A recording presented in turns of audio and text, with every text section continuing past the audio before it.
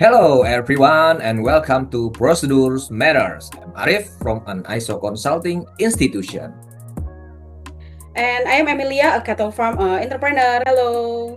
Hello, Hello. I'm Rico, working in the waste management sector. We are all graduate students at Unpam, and today we're diving into a topic that might sound dry, but is absolutely critical in our very different fields. How important are procedures? Really? Exactly, Bung Rico. We are going to peel back the layers on this. It's not about boring paperwork, framework that makes business safe, efficient, and trustworthy. Whether you are raising costs, managing city waste, or helping companies get certified, procedure are the unsung hero or the hidden culprits. It's they are bad. How about you, Mr. Rico? Wow, amazing. Let's get into it, guys. Okay, guys, let's start by grounding this. Emilia, Rico, in your day-to-day work, where do you physically see procedure in action? Everywhere, from the moment a new calf is born, there are procedure how we sanitize the area, how we document its birth and health status, when vaccine it get and when.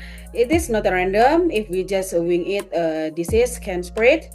We lost track of breeding lines and milk quality can drop. Our milking routine itself is a stretch procedure, and then cleaning the udders, checking for mastitis, and cooling the milk rapidly. One slip and the entire batch could be contaminated. Wow, that so resonates so much. In waste management, procedures are literally about public health and environmental safety. How we segregate hazardous from non-hazardous waste is most important.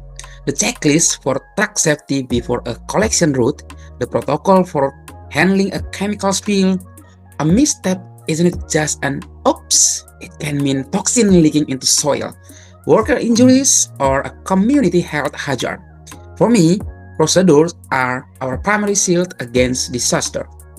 Wow, fantastic example, everybody. You've both highlight the core, consistency, and risk mitigation. What you are describing are operational procedure. My words, ISO standard like a quality management system or environmental management system takes there a step further. We systemize this procedure. We don't just say clean the other. We document how, with what, how often, and we train everyone to do it same the best way. We create a map so the organization doesn't rely on one person memory. And then that systematization point is key. Mr. Arif, when I started, I did a lot based on field, but as I hired worker, I could just say take good care of the cow, and I need a procedure for feeding, for a cleaning barn, for reporting a sick animals, and then the benefit. My farm became scalable. New employee get up to speed faster and traceability. If there are quality issues with milk at the dairy, I can trace it back to which batch from which cow on what day and check if a procedure was followed or broken. It is powerful. Yeah. Efficiency is huge for us too.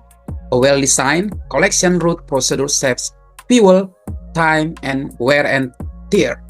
A maintenance procedure for our processing machines prevents costly breakdowns. But there's another layer, like compliance.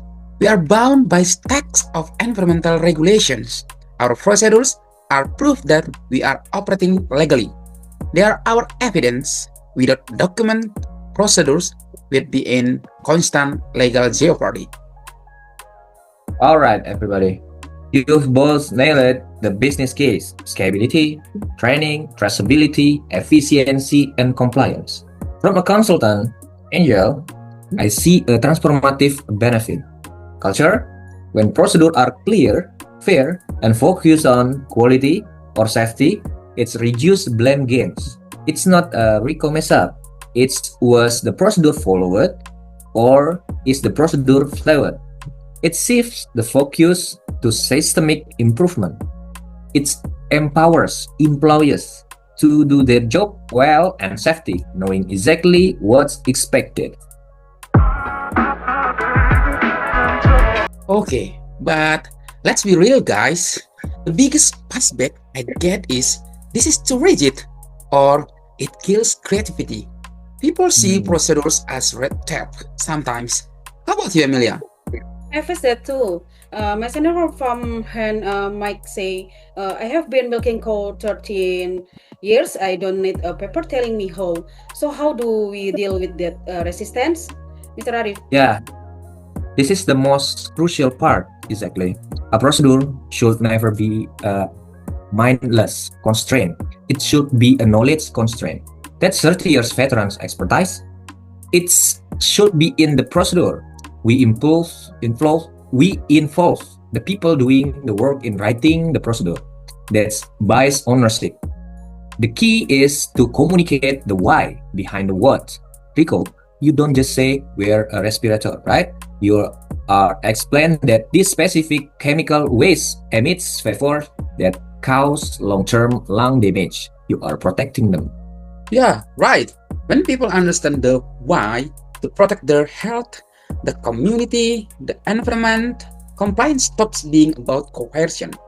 And procedure need to be living document. If a worker find a better, safer way to do something, the procedure should be updated, and it is not set it in stone.